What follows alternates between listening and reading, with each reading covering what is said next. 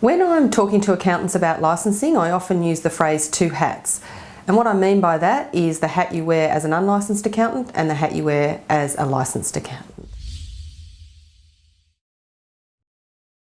If you're an accountant and you choose to become licensed, the two hats are really unavoidable because you will want to quarantine the work that you do as an accountant as opposed to the work you do in a licensed capacity.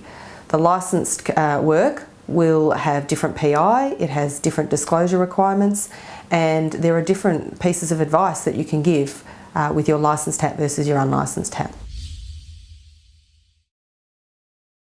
With the two hats, the first hat is unlicensed advice. So this is advice you traditionally have given, but also advice operating under any of the accounting exemptions that remain. So taxation advice, compliance-based advice.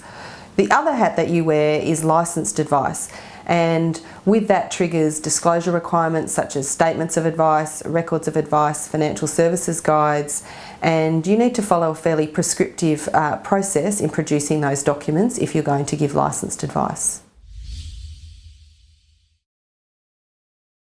So you will need to separate out the advice that you give in an unlicensed capacity versus that you give in a licensed capacity. You'll need to disclose that information in a different format. Now, in the licensed capacity, you can say a lot more to your clients, and you want to move into that space as often as you can.